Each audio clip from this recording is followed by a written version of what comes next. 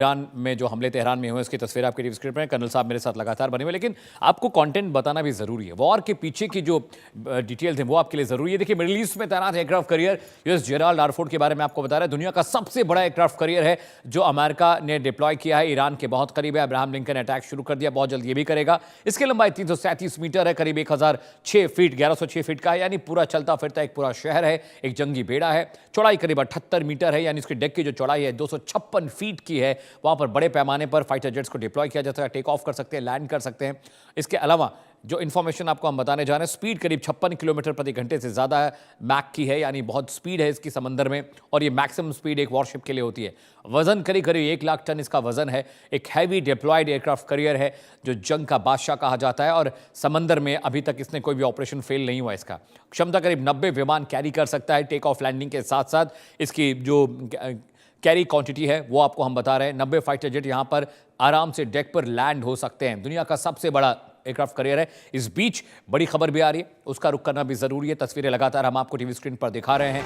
Iran ने भी अलग अलग देशों पर हमले शुरू कर दिए हैं। कतर में भारतीय दूतावास की एडवाइजरी जारी हुई है। लोगों को सुरक्षित जगहों पर जाने के लिए कहा गया, क्योंकि कतर में अटैक किया ईरान ने, इसलिए कुवैत ने अपना एयर स्पेस बंद कर दिया। और भारतीय एम्बेसी में वहां पर एडवाइजरी जारी हुई है कुवैत और कतर में भी कि भाई प्लीज सभी लोग महफूज जगहों पर जाएं। भारतीय दूतावास की एडवाइजरी जारी है कि प्लीज महफूज इलाकों में जाइए, क्योंकि 8 अलग अलग देश है जहां पर ईरान ने अटैक किया है। कुवैत, जॉर्डन, इसके अलावा कतर, बहरीन का जो इलाका है, सऊदी अरब में भी अटैक हुए हैं, यूएई में अटैक हुए हैं, जॉर्डन में भी अटैक हुआ। यानी अब ईरान ने उन तमाम इलाकों में अटैक शुरू कर दिए जहां पर अमेरिकी फौजी अड्डे, और यहां बड़े पैमाने पर इन देशों में, मिडिल ईस्ट के ज्यादातर इलाकों में, शहरों में भारतीय रहते हैं, उनके लिए भी एडवाइजरी जारी हुई। इस वक्त की बड़ी खबर आपको बता दें, big breaking is coming in, कि ईरान ने भी अब अलग अलग इलाकों में अटैक शुरू कर दिए। 500 से ज्यादा मिसाइलें ईरान ने दागी हैं इसराइल की तरफ। अब्राहम लिंकन जो कि वॉर एयरक्राफ्ट करियर है, जो कि स्ट्रेट ऑफ हॉर्मुज में डिप्लॉय किया गया है, वहां पर अटैक अब शुरू हो गया है। इस वक्त की बड़ी खबर आपको बता रहे हैं, अलग अलग इलाकों में हमले शुरू हो गए हैं। कुवैत ने अपना एयर स्पेस बंद कर दिया। जॉर्डन, कुवैत, लेबनान और इसके अलावा यूएई और बहरीन के इलाके में अटैक हुए हैं। एक बड़ा पैनल मेरे साथ लगातार बना हुआ है। कर्नल साहब मेरे साथ है, कर्नल गोपाल सिंह साहब हैं जो अभी ये बात कर रहे थे हमारे साथ। ब्रिगेडियर राजन जामवाल मेरे साथ हैं। सर, आपका भी बहुत बहुत स्वागत। ब्रिगेडियर साहब, सबसे पहला रिएक्शन आपका ये कि ईरान ने कहा था कि ये जंग शुरू तो अमेरिका ने किया है लेकिन खत्म हम करेंगे, और 8 ऐसे देश हैं मिडिल ईस्ट के सर जहां पर ईरान ने अटैक शुरू कर दिया है। अब्राहम लिंकन जो उनका वॉर क्राफ्ट था, वॉर करियर, उसने भी अटैक किया बंदर अब्बास के इलाके में। Sir, how do you see it sir?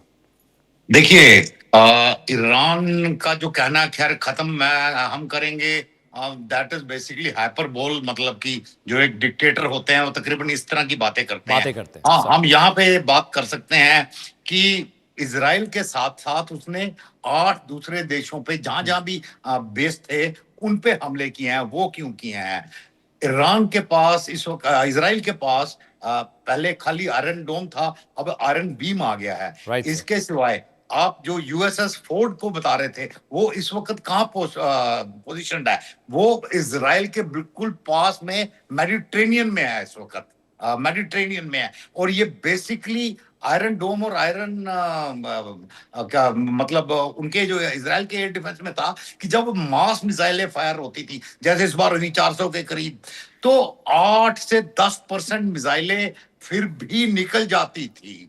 And 8 से 10% काफी होती हैं इजराइल जैसी छोटी कंट्री को डैमेज पहुंचाने के लिए। तो इसलिए पूरा इस वक्त जो एयरक्राफ्ट कैरियर फोर्ड है, वो बेसिकली अभी फिलहाल इजराइल के एयर डिफेंस रोल में है, कि जो बची हुई है 8 से 10% जो निकल जाती थी उनको भी रोका जा सके, इसलिए और स्ट्रेंथन किया गया है इजराइल का एयर डिफेंस।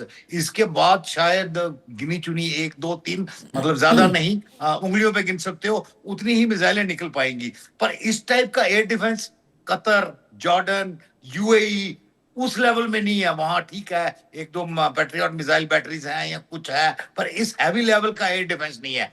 इसीलिए सोचे समझे तरीके से ईरान ने इन देशों को टारगेट बनाया है, क्योंकि चांसेस ऑफ सक्सेस उसको लग रहा था वहां कंपैरेटिवली ज्यादा है पेनिट्रेट करने के। और इन एनी केस वो सिंस यूएस के मिलिट्री एसेट्स को ही टारगेट बना रहा है, तो जिनको वो लेजिटिमेट टारगेट समझता है।